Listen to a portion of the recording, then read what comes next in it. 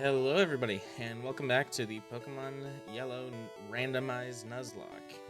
Last episode we beat Erica, and we made a little start on the game corner with Giovanni, not necessarily in that order. Today, we will be finishing the game corner, and hopefully finishing the Pokemon Tower. That is my goal. If we can get those two things done, I will be happy. And if we can get started on Saffron City and the Silphco, I will be even happier.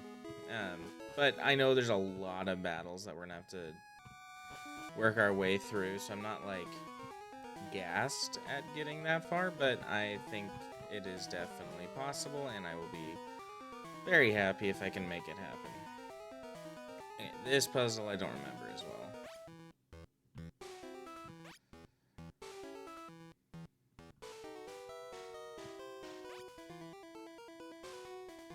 Okay, item, that's fine.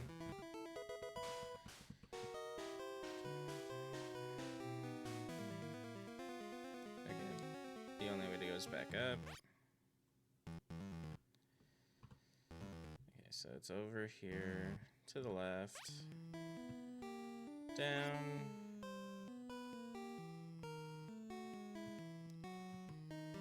and we want this one.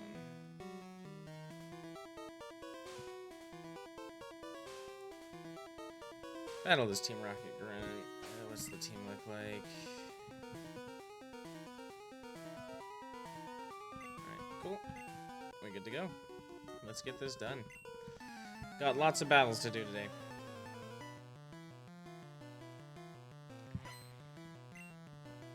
It's most of what we're doing, in fact.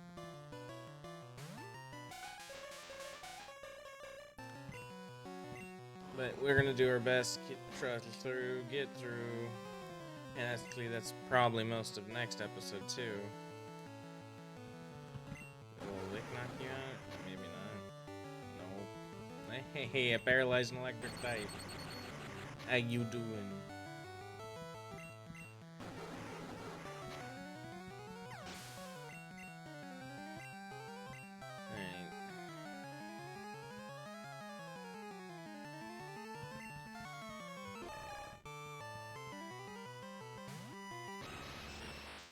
I always forget just how bad the center of this game is. Just like it's not bad in terms of like when you were a kid playing it, it was like, oh my gosh, I gotta beat Team Rocket. But now my issue comes with the fact that like you're an adult, right? You are living through your day and trying to just take everything a day at a time.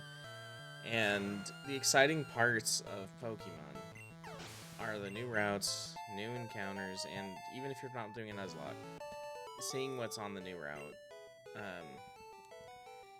and badges and or milestones of some kind, legendary encounters, the final boss at the end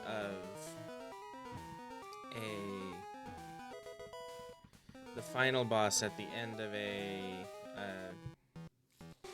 team invasion or whatever. Those are like the best parts. The issue... Okay, what did I miss? I missed something. The issue is this game, because I'm trying to figure out how to word this. Because they made it so that you have like all this stuff in the center of the map that you have to do really before progressing. What it's caused is like you spend hours upon hours battling random Team Rocket grunts here in the middle of the map just to unlock a couple more badges. And again, I'm playing it the way it was meant to be played, or doing my best to. Technically, this and the Pokemon Tower were meant to be played before Erica, but my team is just so over-leveled that I was like, I'm not going to be able to keep my levels at Erica's level. if I do all this. So it creates this like where the center of the game is just so long.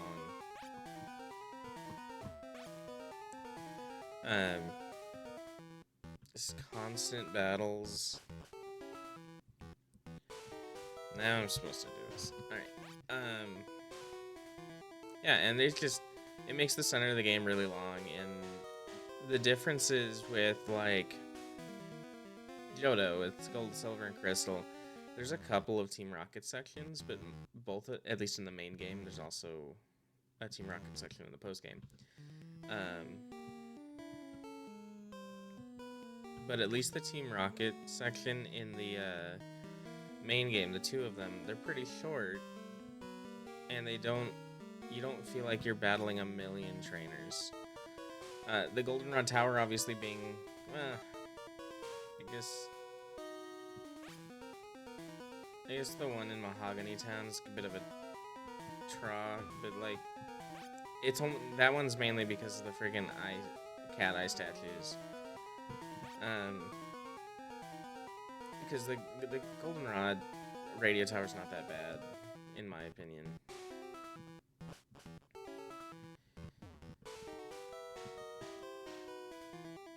I don't remember. I believe this is the part where we battle Team Rocket.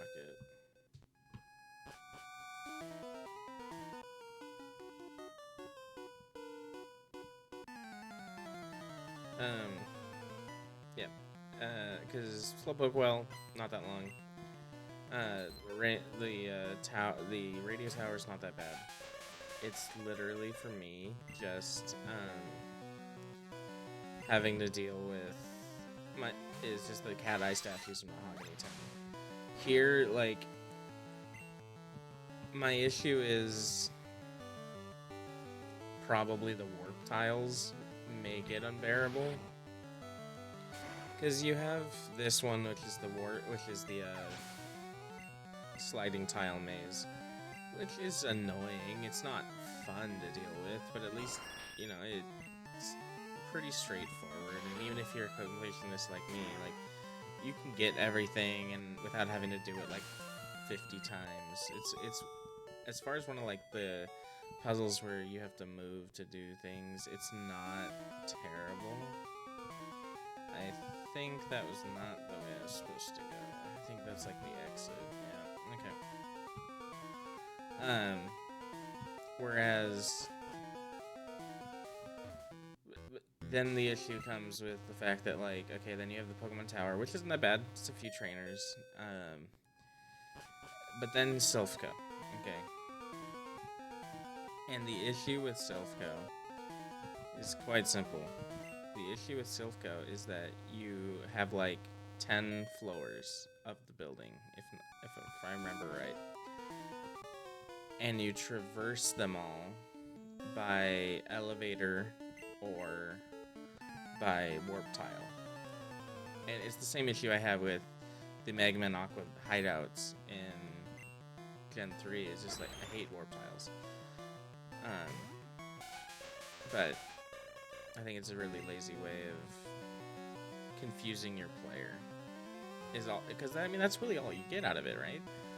Your player just ends up confused. But yeah, anyway, so like the center of this game just drags and drags. Luckily, once you get through it, it's like kind of constant growth until the end. Like, you get the only major issue that you run across in the entire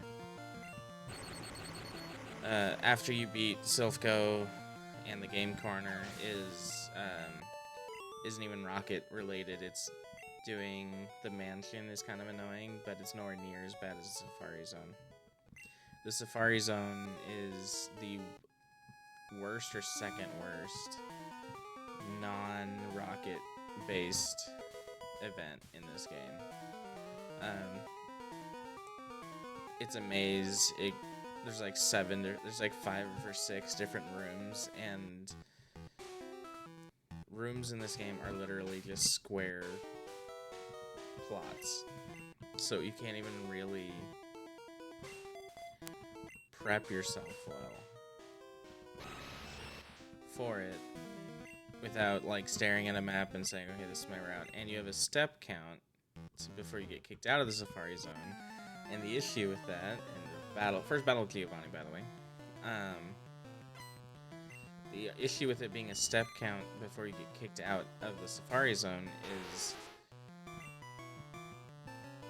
you deal with so many wild Pokemon and stuff, you kind of can lose. It's pretty easy to lose which way you need to go. And then on top of that,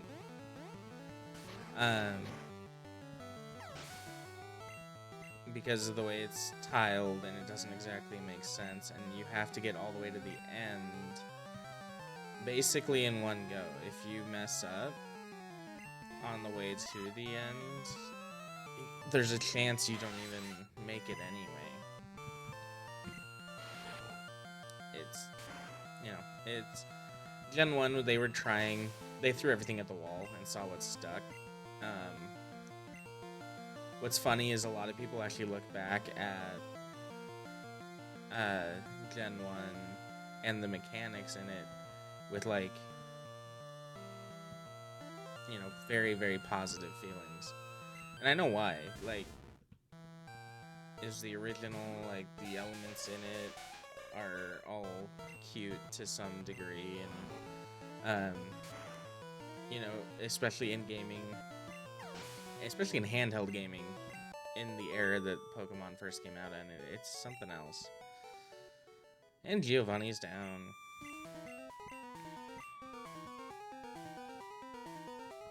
There's the Silph Scope.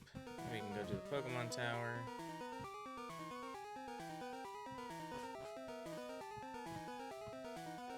Normally, I thought about this. Normally, I would have just said, alright, I'll see you at the Pokemon Tower, but we're actually going to go walk the normal route. And on our way through Saffron, we are going to house hop as much as we can, getting some extra items and stuff. So, we are going to go heal, and then we're going to go over to Saffron and just house hop and see what's available.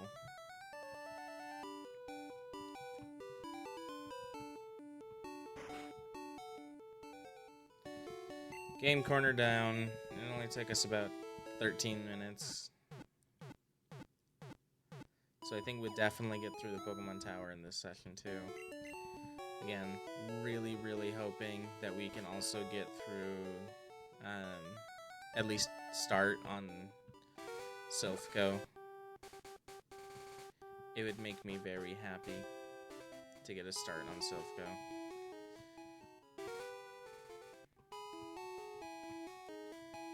Can't get in that house.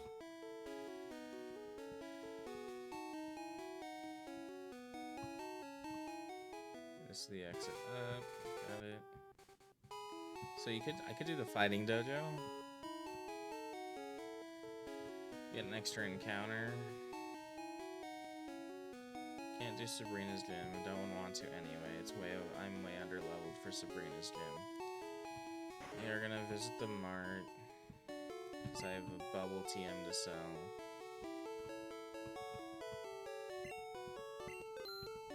We also need to put the lift key and...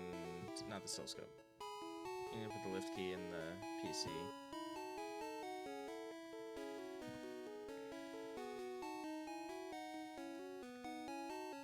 Okay, we still can't enter Silphco because we haven't done the Pokemon Tower. And then whatever the buildings are down here. Okay. So put the lift key in the PC.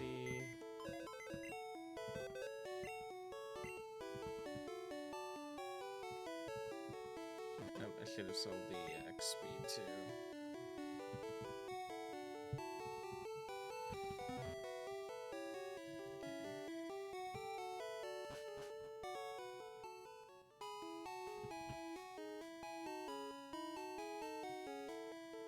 think we already got this one. So, yep. So we just need to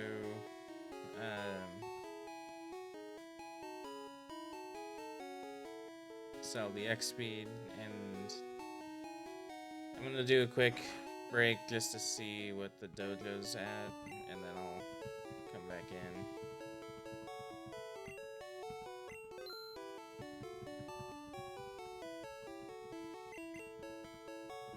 Alright, so the dojo's aces are 37, so we are a little underleveled for that. I don't want to go in there and die. So we are going to do the Pokemon Tower, and then we can move on after the Pokemon Tower.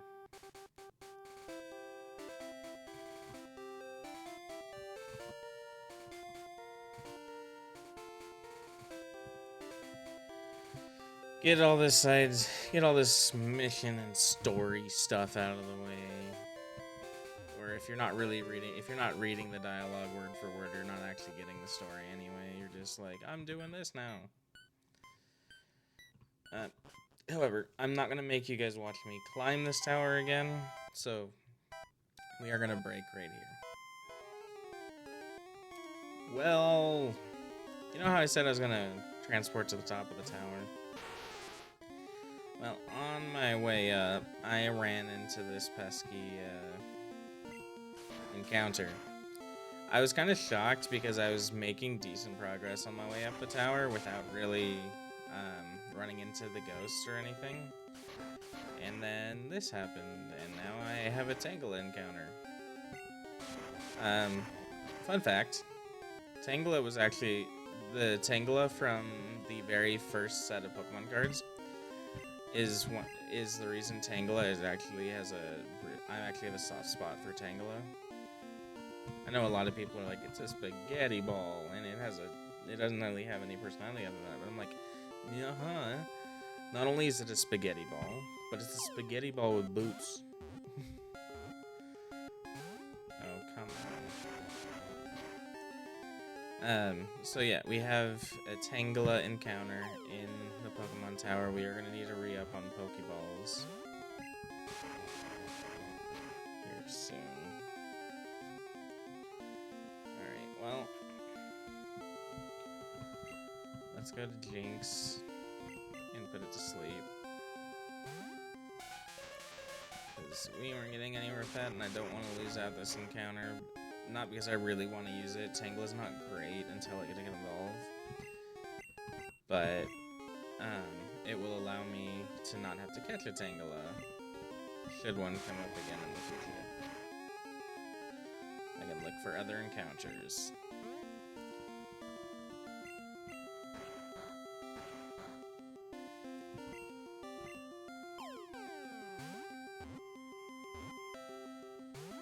Hey, come on, Tangela.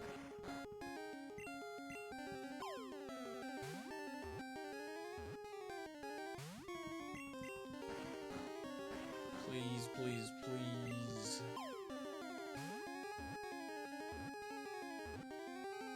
Okay. We caught Noodles.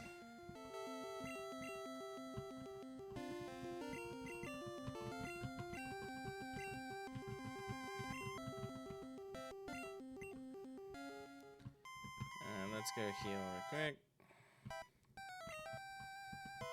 And we're almost at the top, so just hang in there. I don't want to have to cut again. Nice thing is that we'll actually be able to see all this stuff. Kadabra. Could have had a freaking Alakazam. Instead, I've got Noodles. And I have to forfeit the Marowak encounter now. Could have been a Bulbasaur instead of got Noodles. So now I have to forfeit the Marowak encounter too, which is kind of a bummer.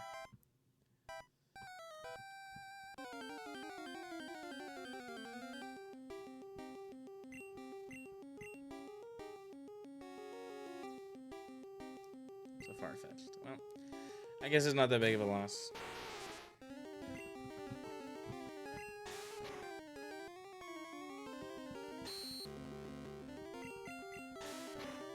Put the poor Mother Farfetch to rest.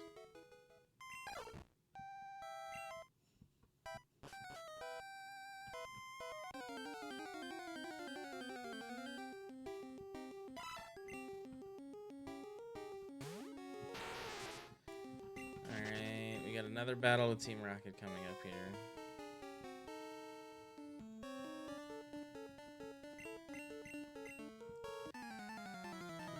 Then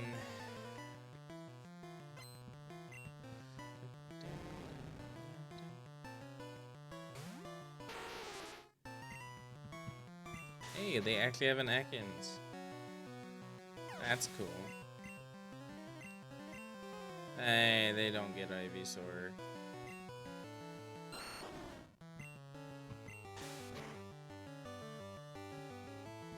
I've seen this show. They're trying to pull a sneaky one on me. Level 33. Like to see it. Poor KFC.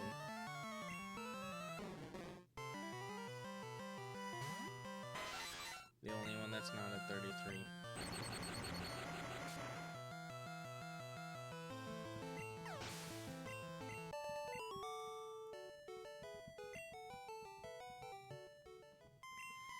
And blast off again. Alright, put KFC up front.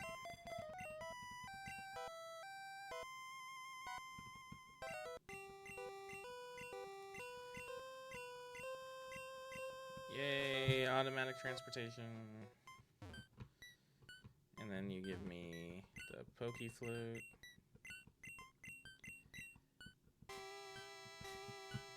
Alright, so what we're gonna do is we're gonna go to the mart and re-up on Pokeballs.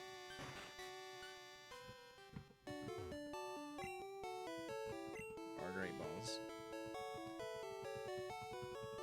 Get 15 Great Balls.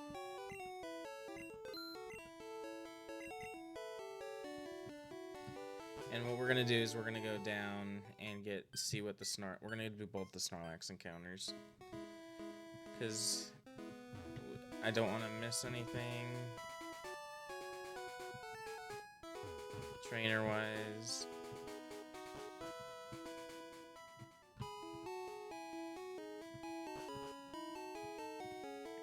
And this is just a good time to do that. Thank you for your TM. I'm sorry your Pokemon is not alive. Mirror move. It's a really niche move. Probably gonna sell that.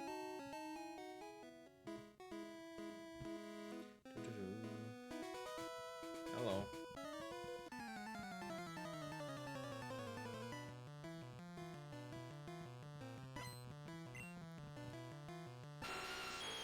This will help us get progress made. And we get to do something that we haven't seen, which is always a good thing. And a little tiny break from the Team Rocket drama is also always a good thing.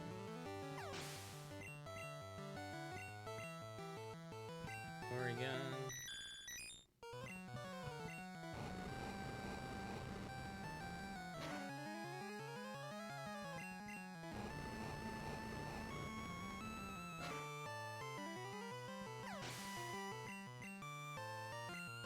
Electrode.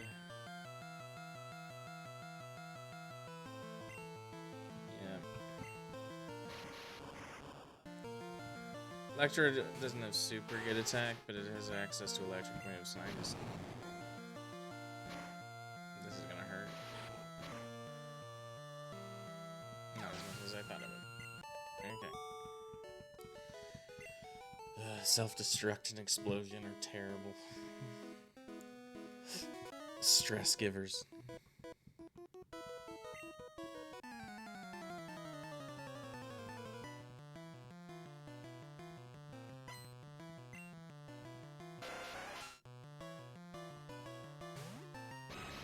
Tentacle.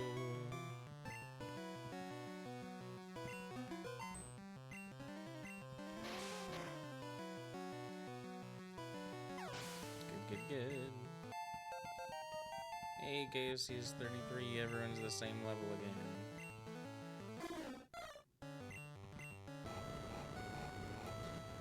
Just keep on pushing.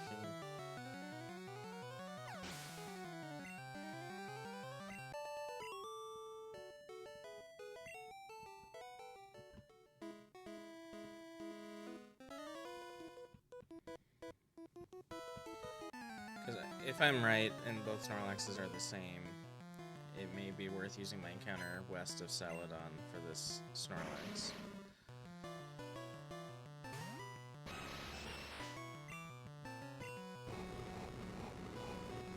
Plus, we're getting more XP, which we need.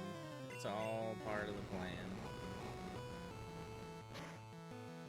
And our level cap is 50, and we're still 17 below that. And I don't even think, even if we battle every trainer that's available, we'll get there. And there's a lot of trainers available between this route and the cycling bridge. There's lots of trainers available for grinding, plus all of Silphco. So.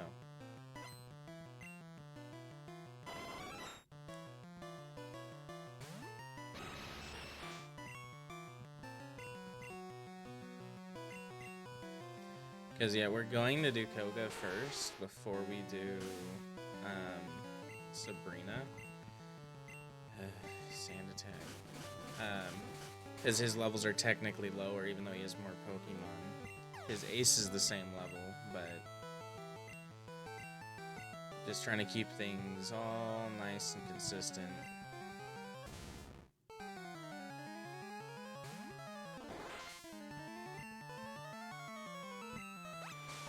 Even though I'm pretty sure, technically, if I go to the badge layout, Koga is after Sabrina, but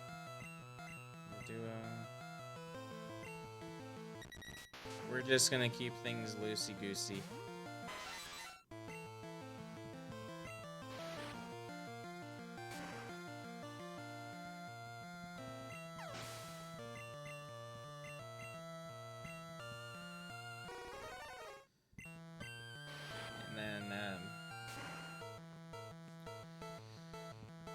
Once we get back on the gym hustle, it'll be a nice little series of gyms, I think.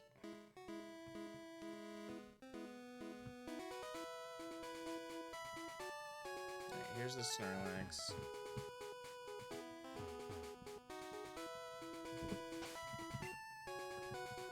There's the Pokeflute.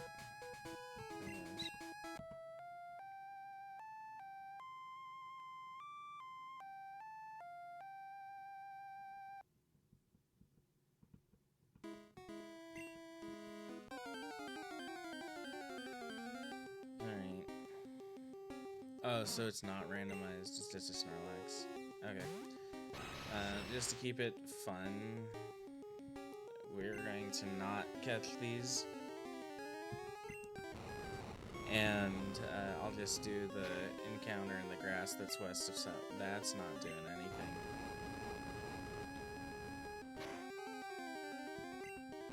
I mean, Snorlax is a good Pokemon.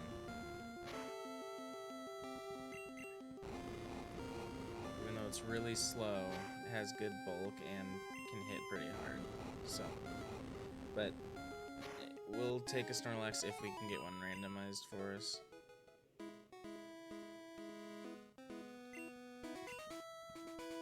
Otherwise, we're just, not. So.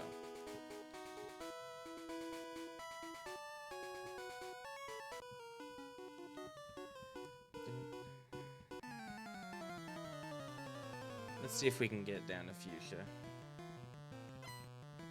Going this way.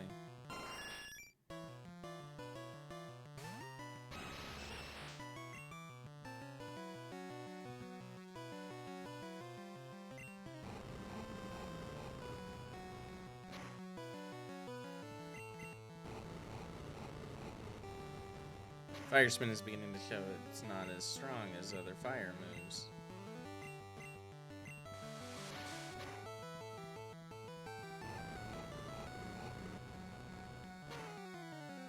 It's still really useful for trapping.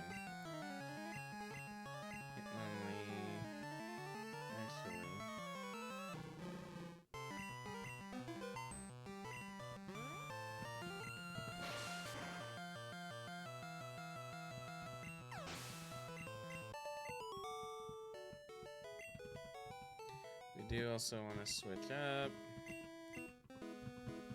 Get Dozen and Patrick back up front.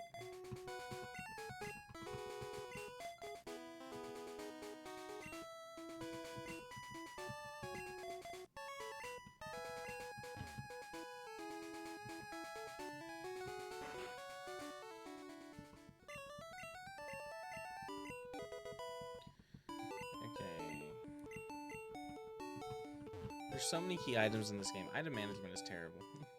There's so many key items, and the fact that there is a limit of space is very annoying.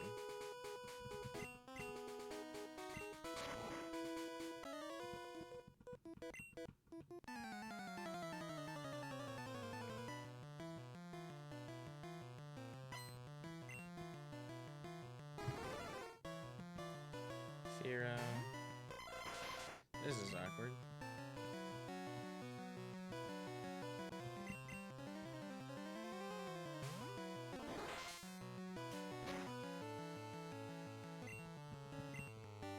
Oh, come on, Patrick.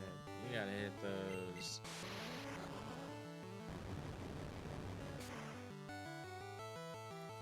Nice.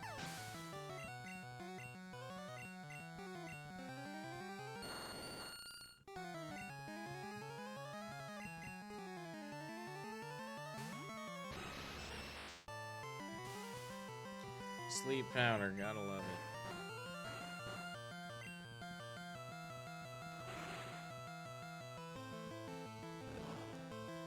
Quad resist that pedal dance.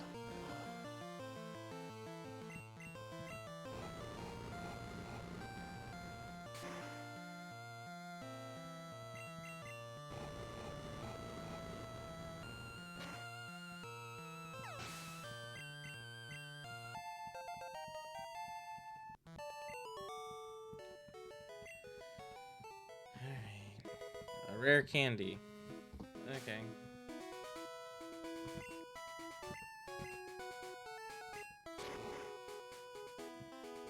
Tell you what, next time Dozen gets a level up, we will give that rare candy to Dozen.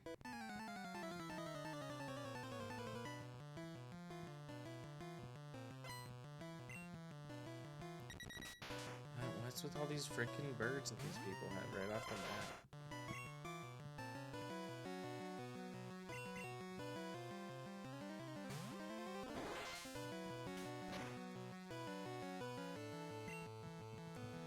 Why did that do more than free heroes? Like, that did so much more than Fearos for some reason.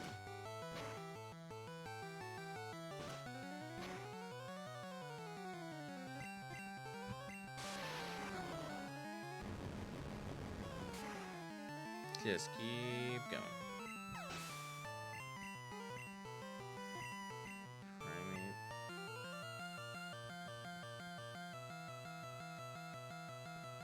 Dozen.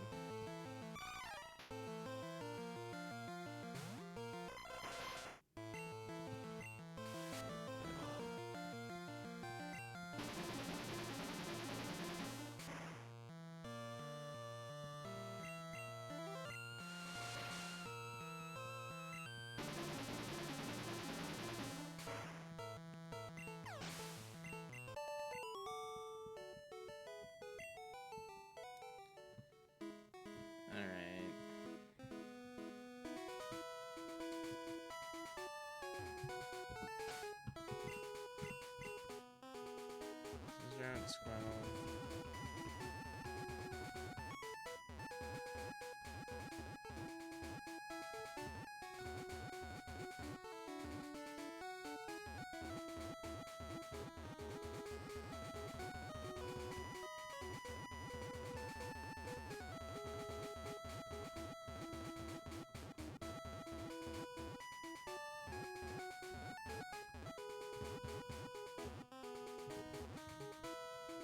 So I think this is all just one big route then. Until we get down to 13. So this is not a new encounter. We caught Clancy.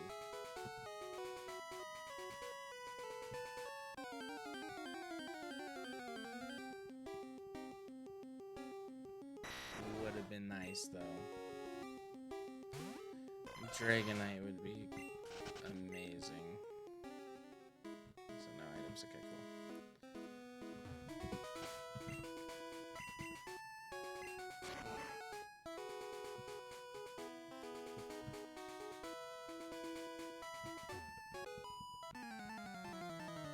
This is a really long route. This is gonna be a longer episode, but this is what we're doing this episode. Yeah, there's gonna be a few episodes in here that are just straight battle episodes. This one, the next one, and maybe even the next one.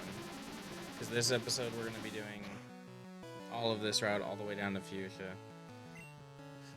The next episode we're gonna be doing Cycling Road, likely, to clear out the other side. And then we're gonna be doing Silphco. So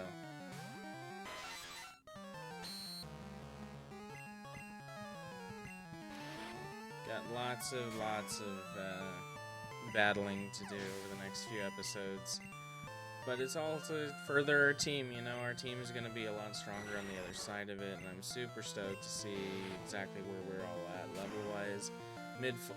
Early 40s, we get Starmie and Executor, I believe, so we'll be able to advance the team a bit, too.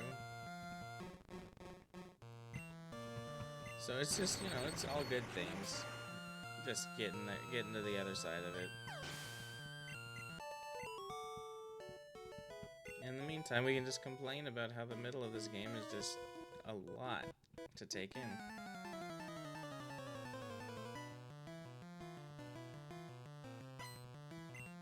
So we still have to go through that fence area.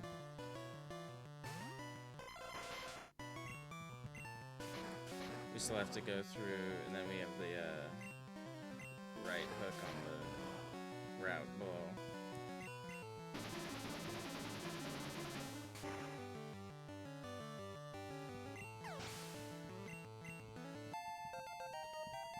Alright, Dozen's gonna get a rare candy when we leave this battle.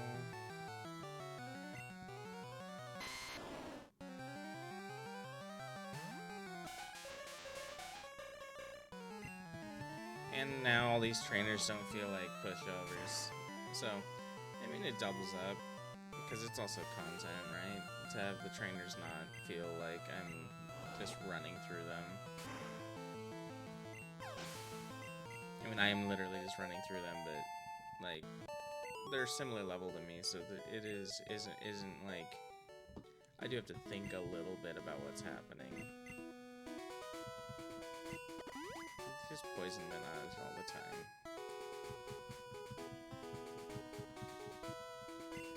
Rare candy on Dozen.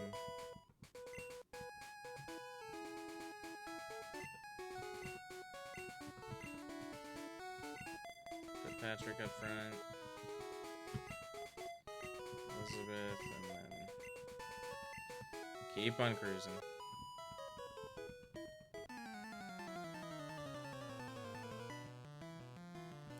The reason I wanted to do this is once I leave this route, this route on the right side that leads down to Fuchsia, there's never a reason to come back to this route.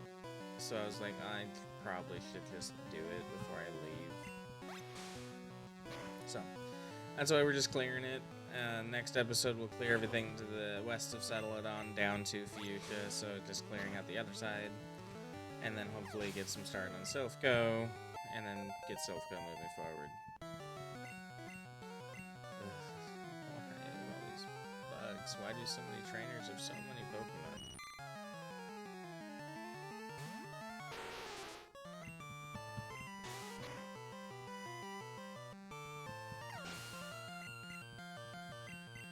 That's the other thing, with only having 151 Pokemon, and most of them you can't just use freely. Whether it's a, you know, Gym Leader's Ace,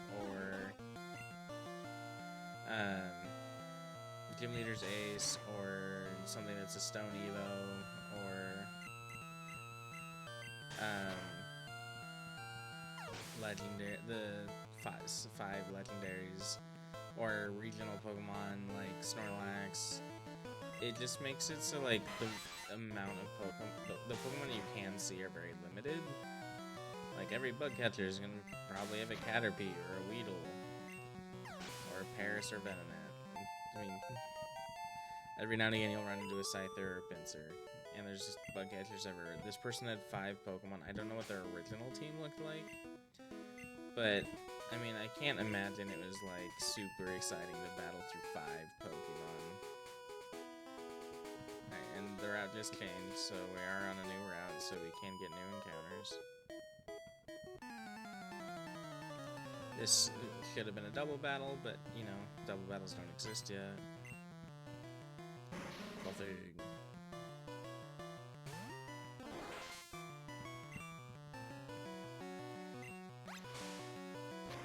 So we're just, you know, doing our best to get through.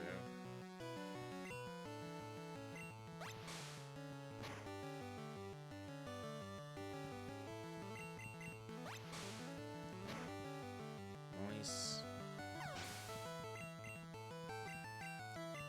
There's a thunder target.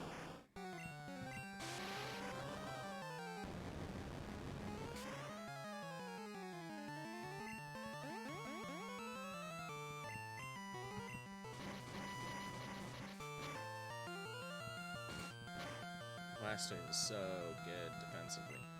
That did more than it should have. I have to recover next time I use Staryu or Patrick. I'm like, I'm not Psychic type and Bite isn't Dark yet.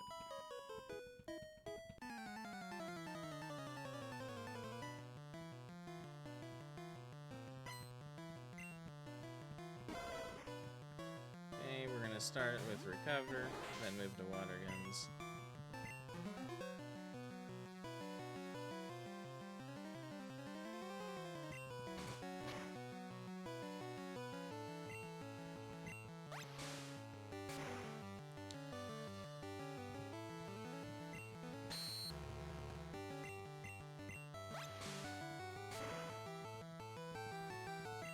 If you ever want to see why yellow is such a big improvement over red and blue, just look at the sprites. Like, the sprites, besides the fact that, A, there's color, which is really nice. Like, yellow gives color to the games, because it came out in the Game Boy Color. Just look at the sprites of the original red and blue games, and they don't even look like the Pokemon. Like, if you're a Pokemon fan like me and you're like watching the show as a kid, or collecting the cards, or you know, reading any of the books that were coming out that had the Pokemon in it, you would look at the sprites from Red and Blue and be like, what are these? These are just animals. And I know it's like early technology, but I mean, like, the thing that gets me, right, is Gen 2, Gold, Silver, Crystal are on the same engine as Pokemon Yellow, technically, because they all came out on the Game Boy Color. But the difference in how well the games are made is, like, crazy.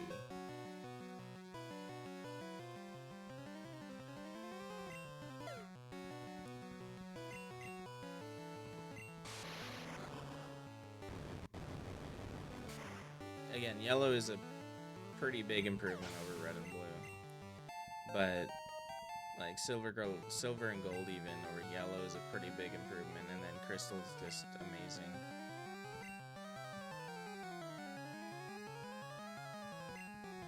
I thought it was a tentacle. Didn't read it. It's alright.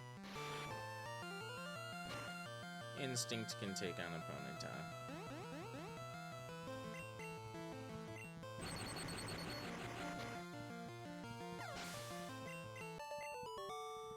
Alright, we're halfway through the 30s with our 2 unevolved. So, just keep making progress.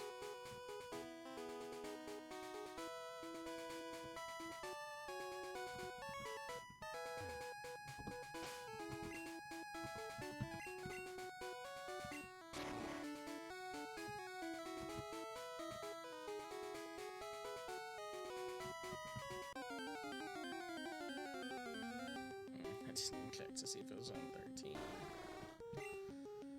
I just am gonna say I am and catch it.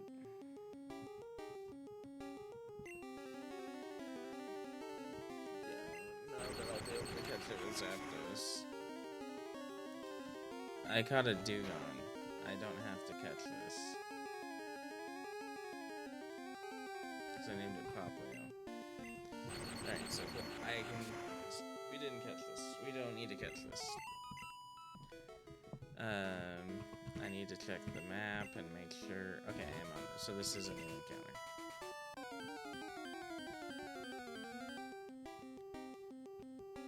Almanite I already have.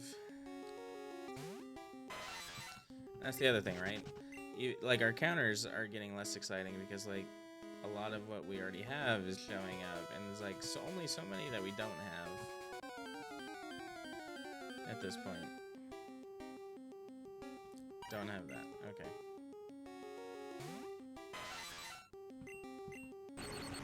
If you don't die to a Thundershock, I will catch you. You died to a Thundershock. I'm not catching you. Cool. Easy peasy.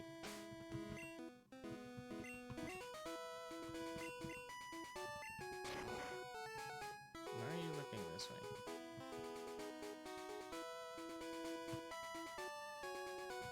Yep, so we're just clearing out, making sure that we're getting all the XP we can get, and getting any encounters and items we can. Again, the next few episodes, I'm not going to worry about episode length, just because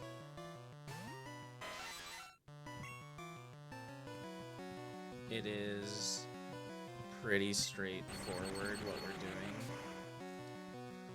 but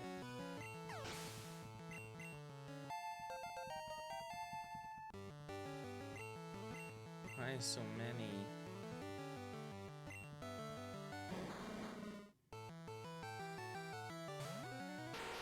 These trainers need to stop having 5 Pokemon.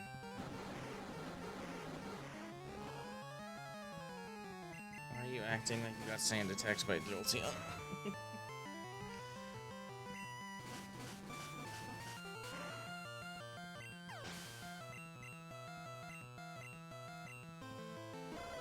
Just stay right here.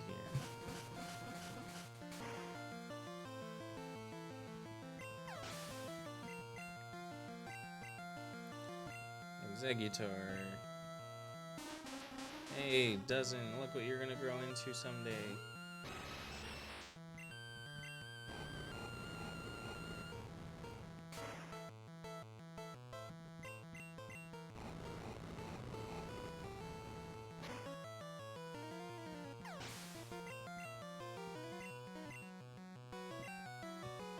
Magneton back to Elizabeth.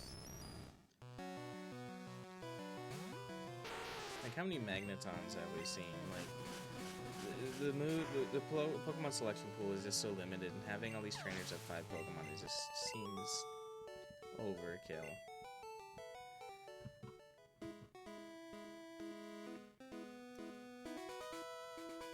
my goodness. Look at that. Oh, this section is just so big.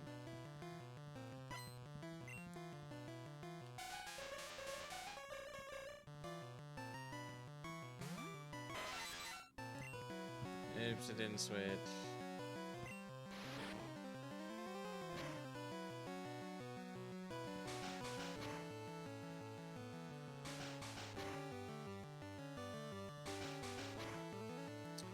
Man, it's supposed to be double slap too, not I'm gonna slap you 4 times. 3 times twice.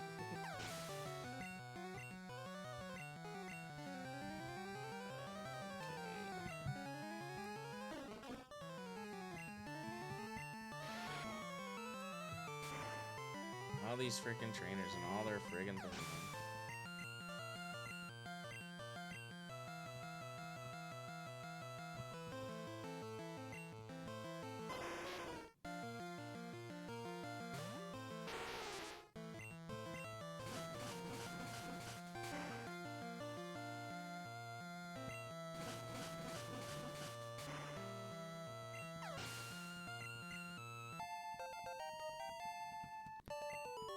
Nice.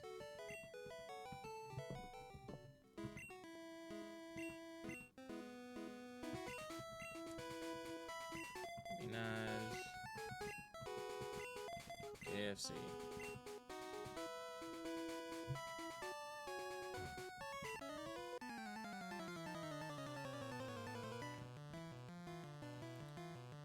One of the longest routes in the game.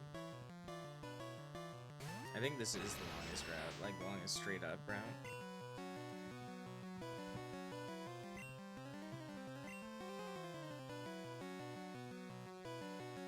If I'm not mistaken, it is like the longest straight up route. Just the longest stretch of land in the game without having a city is from Lavender to Fuchsia.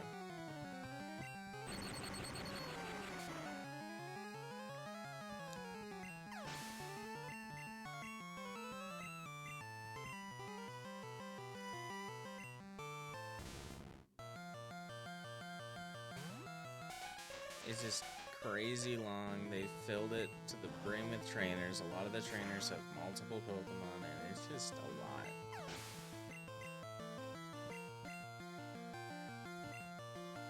There are times I sit down and like wonder to myself, like, what is my favorite Pokemon gen?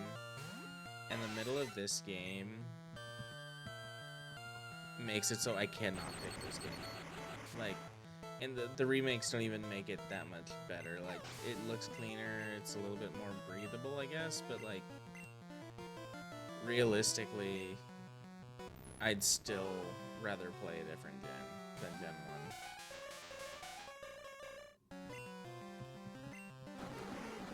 1. Like,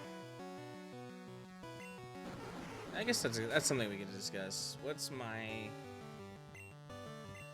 Gen 1, like, what's my order of favorite generations? All factors included. That means, like, Pokemon design, map design, story, length, pacing, all of it. Starting at the bottom.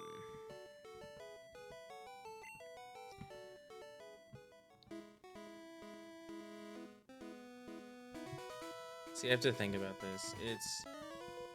It is a difficult question because there's a lot of things you have to consider, right? Gen 1's down there. I don't know that I would put it at the bottom, though. The ones that are near the bottom is probably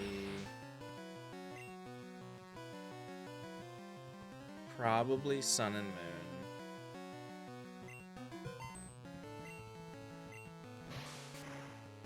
Probably Gen 1 is near the bottom. Maybe Gen 9 or Gen 8.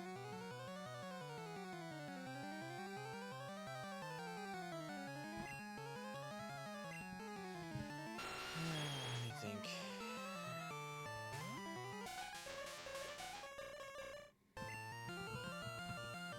Because here's the thing, Gen 1 gets the benefit that I get to think of Let's Go Pikachu and Let's Go Eevee, and those games save Gen 1 a lot. The amount of just replayability they added with those games, everything looks sleek and clean, and even like the sections like this that feel like they take forever don't feel nearly as long.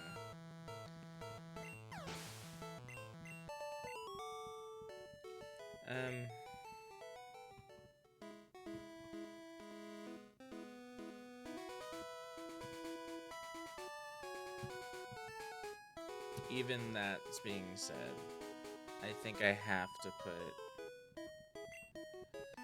Gen 1 at the bottom. Again, I have nostalgia for Gen 1 being the first Pokemon game I ever played. But the map is just not... The pacing's not great, the map's not super great. There's very little story. They had to really pull a lot out of the hat to make Let's Go Pikachu and Let's Go Eevee work. I mean, they added a lot of sections that weren't in the original with the Pikachu, where you control your partner Pokemon. it's a lot that they did to make Gen 1 feel a lot more full. And I love that they did it. They brought Megas in. There's a decent post game. I think I should have recovered there. We live. There's just so much with Gen 1 that could have just been done better.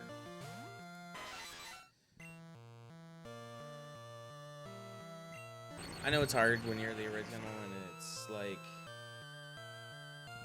you have a very limited pool and you're trying things out, seeing what sticks. But yeah, Gen 1 is probably the hardest to sit down and be like, I want to play red, yellow, blue.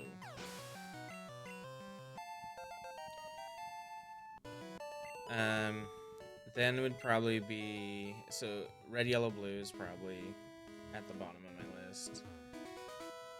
And then probably fire, red, leaf, green, just to follow up straight up. I didn't play fire, red, leaf, green when they originally came out because I was like, I've already got red, yellow, blue. Why do I need to play Gen 1 again? I'm glad I didn't decide to do that with Gen 2. They added a decent amount to the game again. They look really nice. They add the second and third generation, even though they aren't available till after you beat the entire game or transferred in from elsewhere. But just they did really well. And Radical Red is based on Gen 3, and I love Radical Red, so I can't be too harsh on it. But again, and I want to make this clear, there's no Pokemon game no mainline Pokemon game that I dislike. I don't dislike Red, Yellow, Blue just because I put it at the bottom of my list. It's just not what I'm looking for in a Pokemon game anymore. Like it was once. Once upon a time, it was. It was the bee's knees. But technology's involved, gaming, and the evolution and creation of games has evolved and changed. I'm gonna recover here. And yeah, Gen 1 just doesn't hold up anymore. The original Gen 1s. Alright, so I got red, yellow, blue, and then fire, red, leaf, green. And then I probably have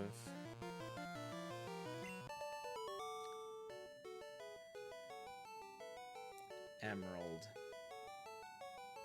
right below that, right above that. Again, it's the same reason, right, that I'm playing Sapphire.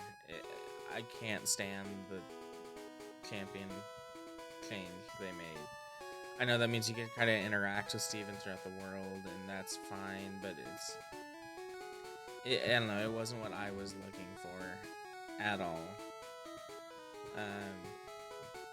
For the third game, I still haven't beaten it to this day, and I might do it on this channel at some point, but it won't be on this series, and I think there's a good enough reason for that.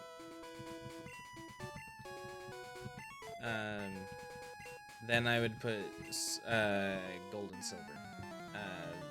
It runs in the same issues that red, yellow, blue had, just this limited Pokemon, but again, way better graphics.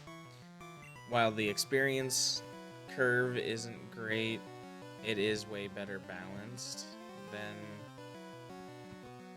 red, yellow, blue is. Adding Dark and Steel really makes Psychic feel not quite as good, because Dark is good against Psychic and Steel resists Psychic. But it just runs into the same issues. It's very limited based on technology. It had a limited group of Pokemon. And while the story is fine, it's not superb.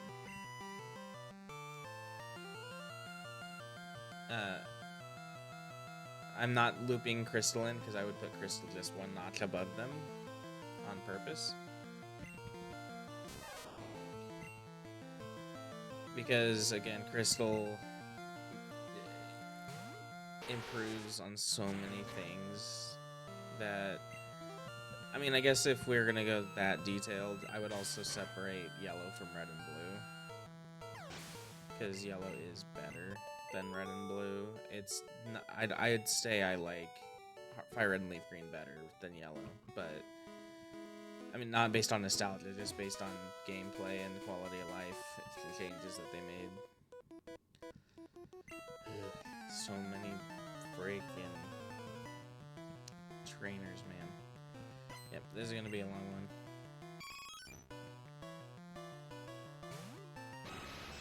My Pokemon are running out of PP.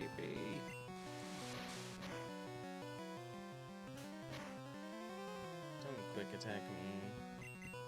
Thank you.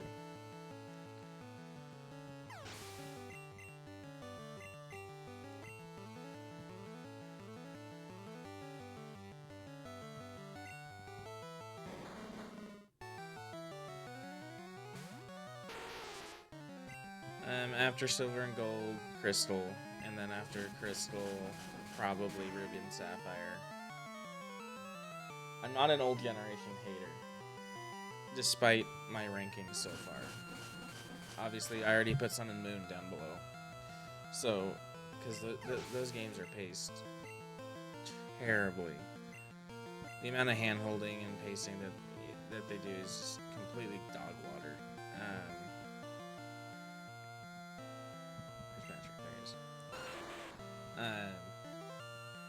Yeah, first entry in Gen 7 just wasn't it for me. What's funny is I actually like the Lusamine arc in Sun and Moon better than I did in Ultra Sun and Moon, but I think Ultra Sun and Moon are the superior versions, in my opinion.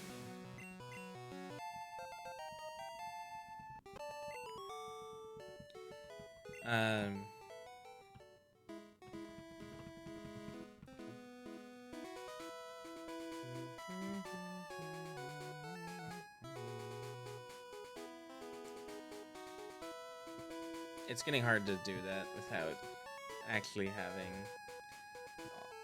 a list of all the games in front of me. Then I'd probably put Ultra Sun and Ultra Moon. Again, way better version of Sun and Moon, but still has some of its inherent flaws of hand-holding that can make it very difficult to continue playing through over and over again. Oh yeah, flying. Just flying. Okay. It's like, why didn't that do a lot? After Ultra Sun, Ultra Moon, probably Ruby Sapphire. Just water is the issue.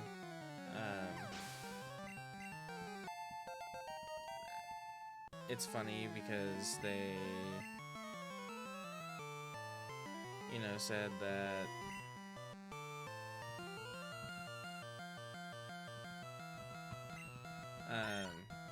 one of the reviews that IGN made on Ruby Sapphire, Alpha Sapphire, Mega Ruby was that it had too much water, and honestly, I agree. The amount of surfing you have to do in that game, and especially with Ruby Sapphire, the originals, adding the dive mechanic didn't really add much for explorability.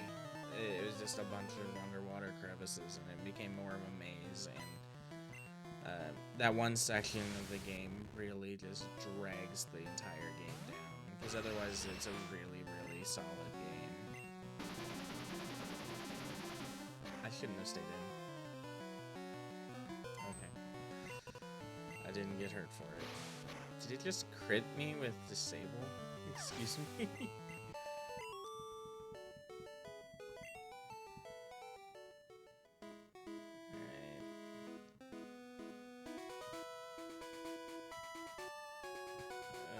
Gosh.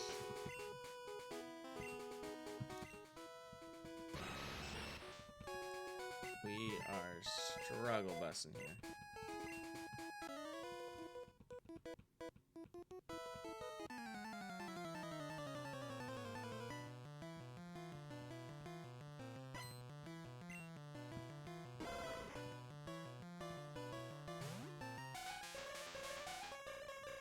So many Pokemon, so little time.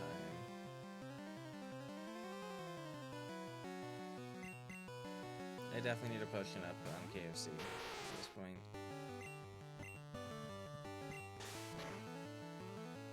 Elizabeth is basically out of moves. Okay,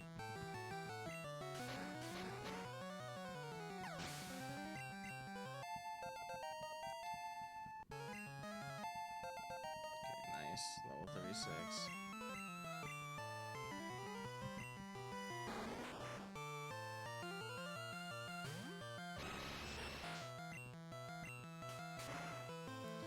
It is insane just how big this route is.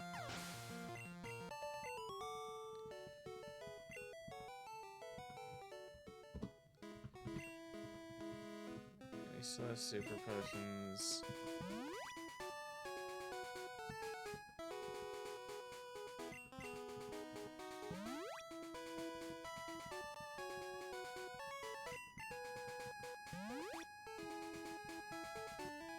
This is why we buy these things.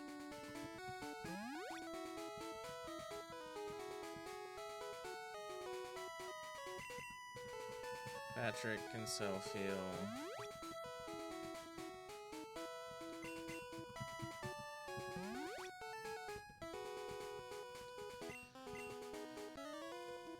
Okay.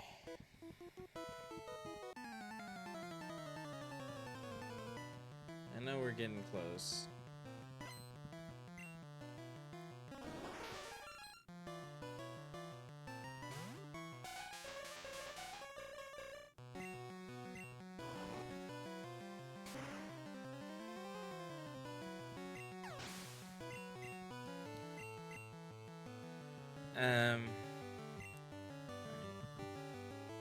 After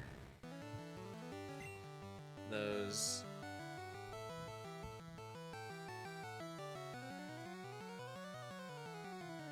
probably be Diamond and Pearl. The original Diamond and Pearl. I know, it's terrible. I actually liked the remakes. I thought Brilliant Diamond, Shining Pearl were, while overpriced and unnecessary for the way that they remade them, were actually really solid games. I liked how much they continue to add afterwards. I'm not gonna... I enjoyed my experience with them.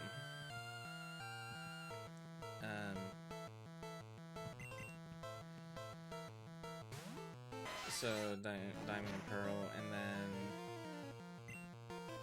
this is where it's starting to get real tough.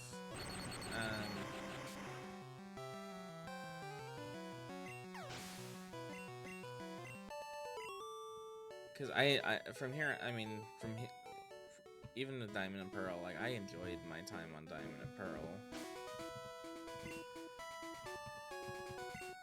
Like, spelunking in the caves was always... this was, like, the last generation. Diamond and Pearl was the last generation where I had a decent chunk of friends that played the games. So, like, again, I don't dislike any of the games on the list. I just have to put them somewhere.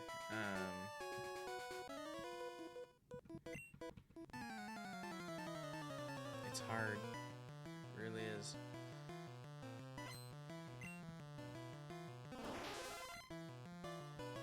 Probably Black and White. There.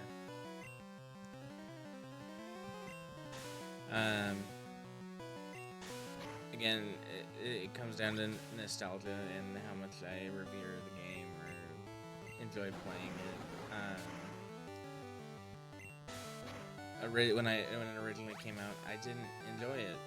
Like, I had interest in playing it. I didn't give it a shot. And while I look back on it fondly now, I do have to think about the fact that, like, it turned me off of Pokemon for a whole generation. I didn't play Black and White or Black and White 2 when they originally came out because of what they did with the way they set the game up. Which it has to be. This is why it's above a lot of games, because of my opinion on it now, but then looking back on my opinion on it at the time, it has to be affected. I think it wouldn't be fair if I didn't let my past opinion affect it.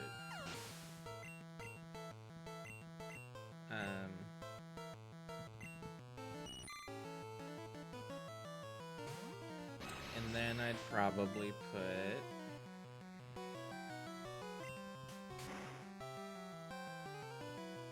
X and Y.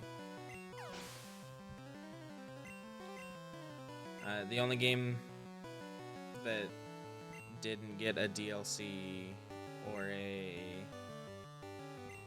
X and Y didn't get a DLC or a sequel game or a third spin-off. It's getting Legends Z to A, but I mean, Gen 4 got a Legends game already. So it's kind of hard. Unfortunately, Gen 6 kind of got shafted, and it was because of fan outrage with the game, from what I understand. Like, people thought they were oversimple. People thought it was the first game that went fully 3D, and I loved the look of it. I still love it. It's one of my favorites to replay because it's quick and easy, and I can do different challenge modes without really getting too caught up in side stuff. The side stuff doesn't usually take that long, in my opinion. So it's just really interesting the way most people react to Gen 6, and I put it pretty high up. I like Gen 6. Then we've got Heart Gold, Soul Silver. Such a glow up on already pretty good games, but they made Heart Gold and Soul Silver. They made Gen 2 amazing. Like, I don't say this lightly, but they're probably, I know they're not literally up at the top of my remake list, but they are probably my favorite remakes.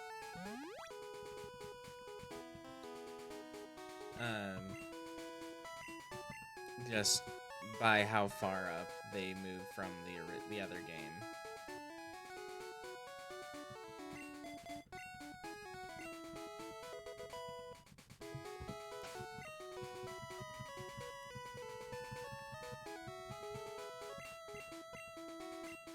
Psybeam, yes, I would like Psybeam.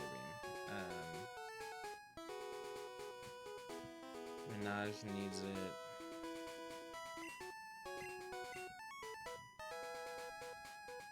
And then Patrick will need it.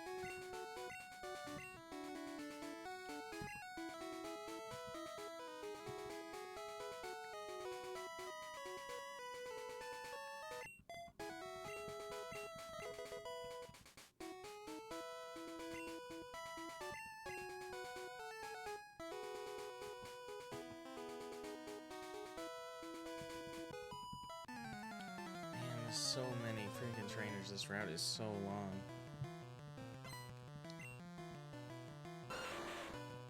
I think I didn't think I was underestimating it because I was trying to, like, give it as much time as possible, but I think I still managed to underestimate it.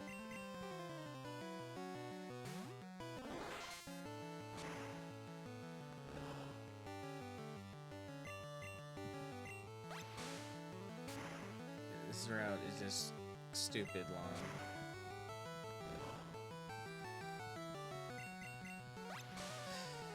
Alright, then I put Ultra Sun, Ultra Moon.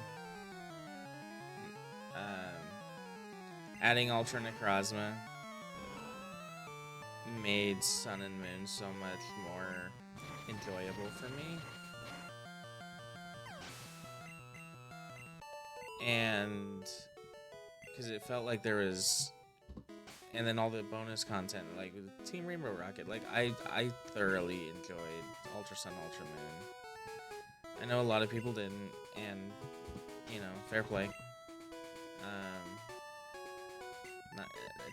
Not everything is everyone's cup of tea, but like those games were just so much fun, and it finally glowed, in my opinion, some of the Gen 7 Pokemon that are really, really good.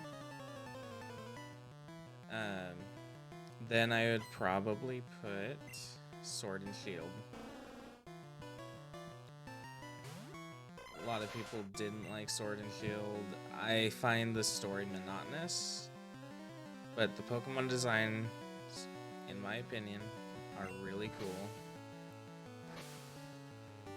I love the Sword and Shield Pokemon designs. I like the trainers. They're mostly memorable. The legendaries are cool, and there's a lot of them. All the content we got with DLC. It was my first real dive into competitive battling. Like, for me, Sword and Shield will always have a place in my heart because of all that. Story not the strongest, but yeah, I love everything that they've done with Sword and Shield.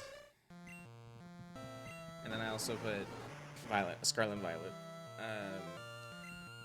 Pretty similar reasons at the end of the day.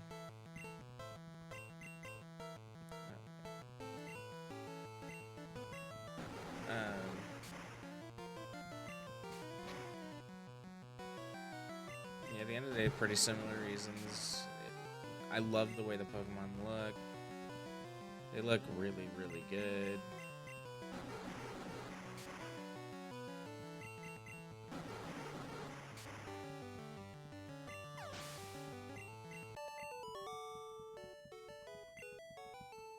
Pokemon designs, I think, are pretty good. That was the first game that my wife had beaten since Pokemon Yellow, and we played it side by side because we could, and that was an amazing experience. And you know, I just think, you know, Scarlet and Violet are way better than we get cracked up for. And now basically I think every generation has been put in some form. Now we're getting down to the nitty-gritty. And my next up is Black and White 2. I think I love the story, all the extra subplots with characters. I just think they did so much with a sequel game that I didn't know about until just, you know, not recently, but a lot more recently than it was for a lot of people.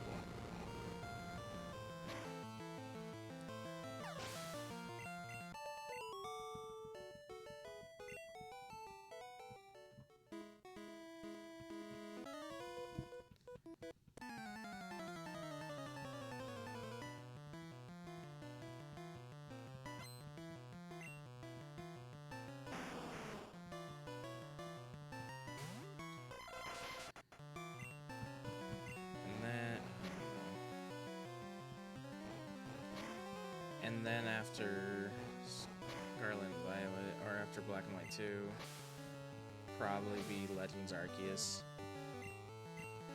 I love the freedom you get in the game.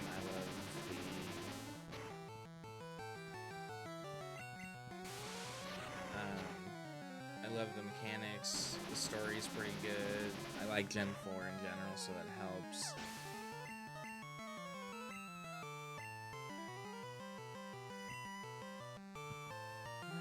Goodness gracious.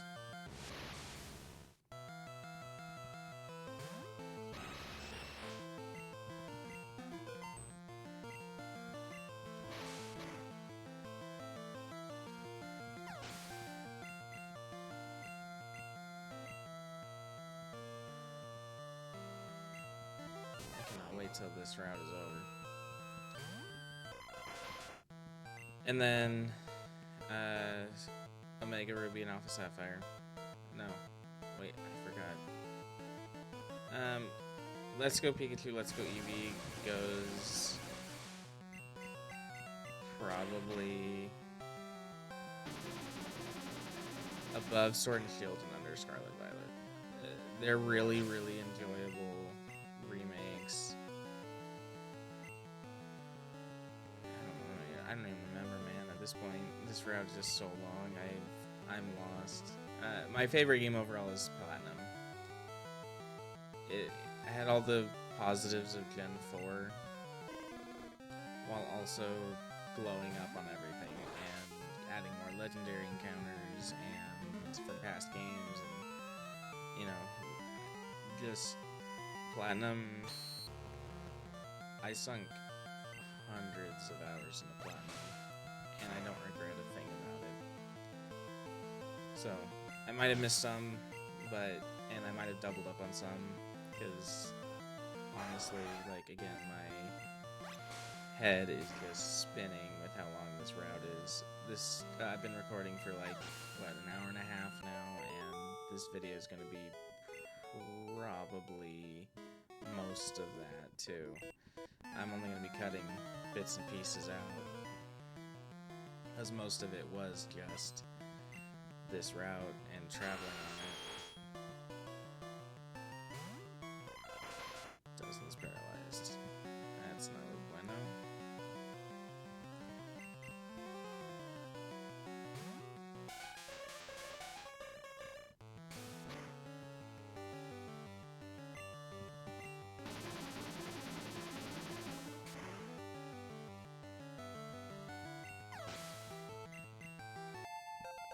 There we go, dozens 36. I don't think I have any paralyzed heals anyway, so it's not like I could have done much. Man. I would love to just get this round over with.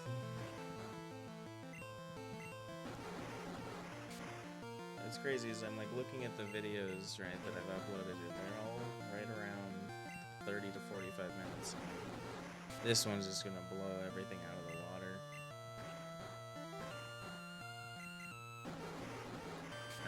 I'm not speeding up, but I'm also not like, I don't feel like I'm going like super slow either.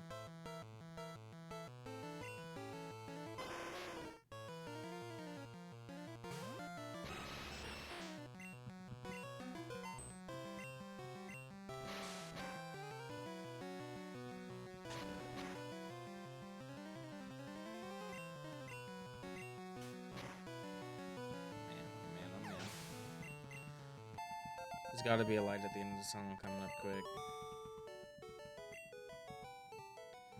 Oh my gosh, there's not. It just keeps going.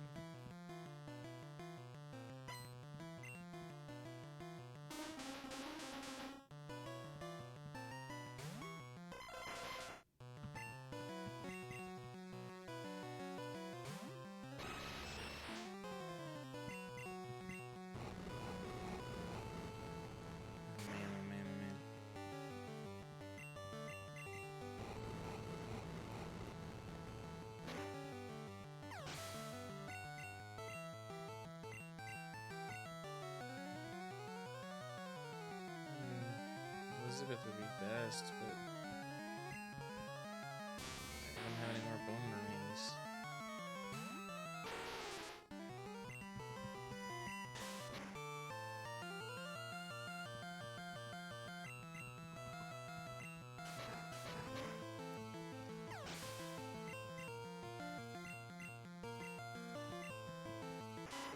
Let's double kick for the win.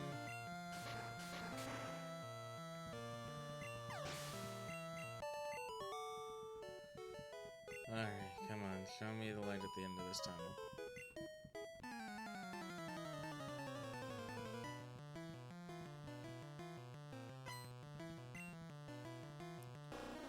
Dugong. instinct. Let's keep giving dozen experience at the front. Super effective, unfortunately.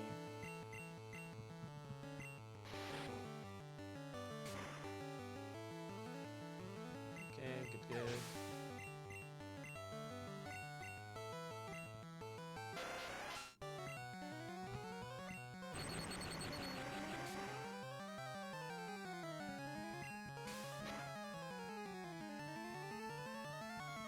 They get the poison on the poison stain.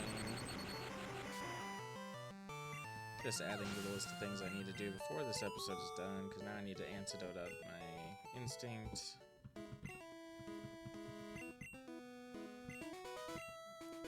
Which is my last antidote.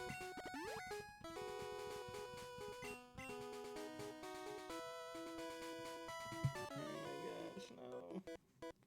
Can I see another one beyond that?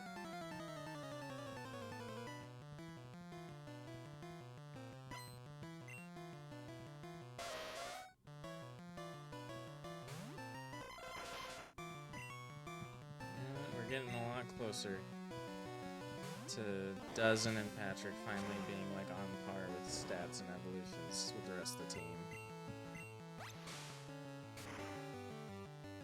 They're just getting closer and closer.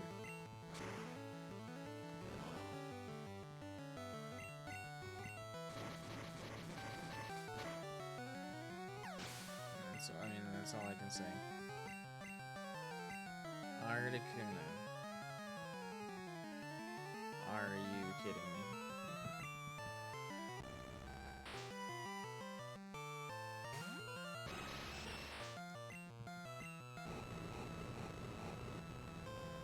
This is all I got.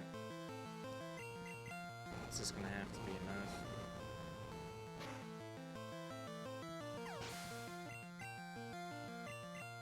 Coughing.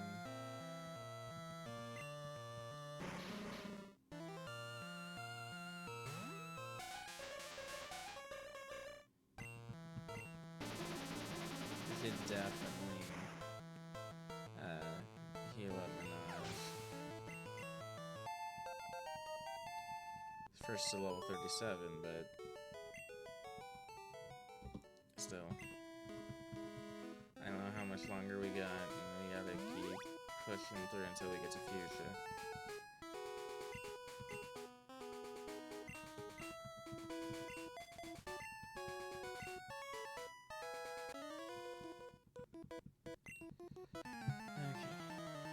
Luckily, I don't see another trainer after this, so hopefully this is indeed the last trainer. There's four he's got. I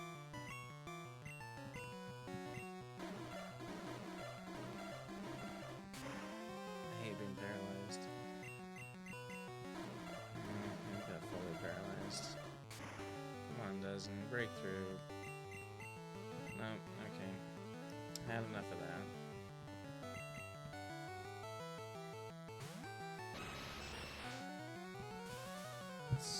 Why did he go for sleep powder?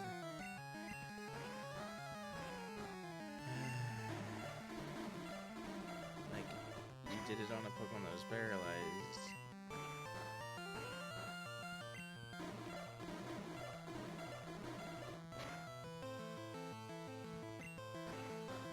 And now KFC won't wake up.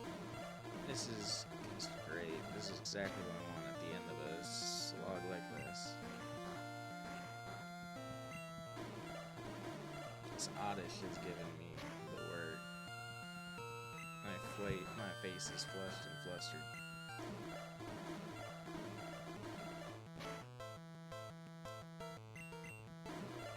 Finally wake up.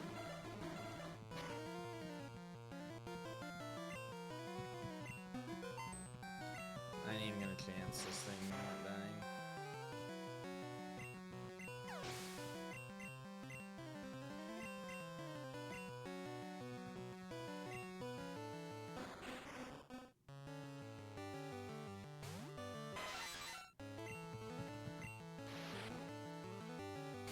Get through this.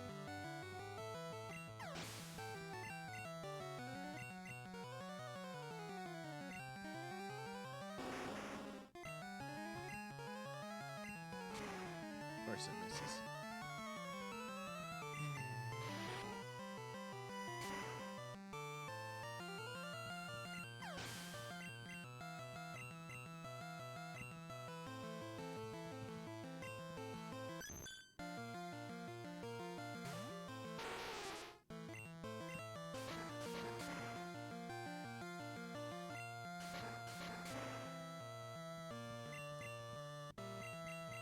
Don't do this to me, don't sing me to sleep. Yeah, please be the last trainer.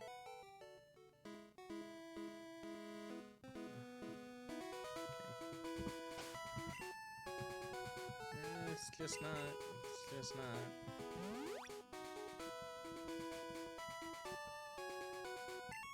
It's just not the last trainer.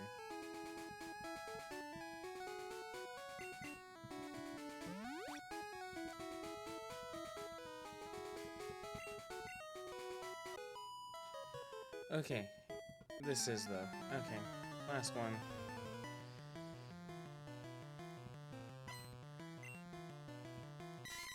Minky, please doesn't break through your paralysis.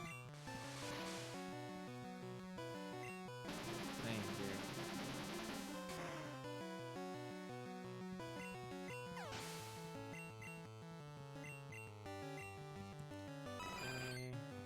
Switch out to Elizabeth for double kick action as we get double slapped.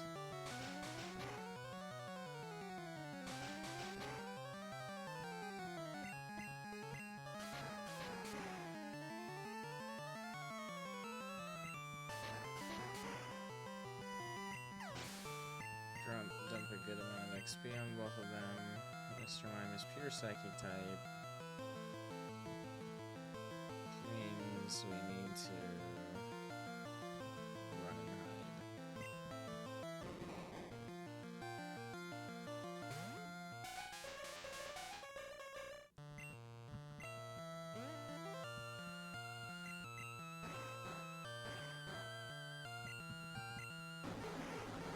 Not yet fairy type, so we're gonna use ghost moves to get Mr. Mime knocked down.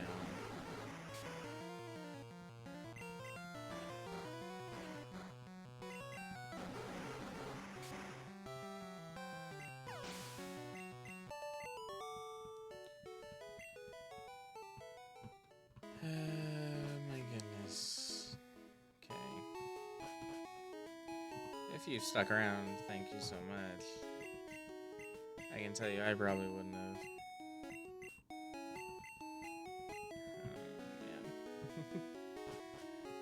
Man. But what we're going to do is we're going to get to the Pokemon Center, we're going to heal, and we are going to, made it to the Pink City of Fuchsia. Get to the Pokemon Center, heal. Then we're gonna, next episode, fly up to Celadon, get our Snorlax, knock out our Snorlax, get our encounter from there. And then make our way down to Fuchsia from Cycling Path. Shouldn't be nearly as many battles, or take nearly as long, but there's a decent amount we gotta do there.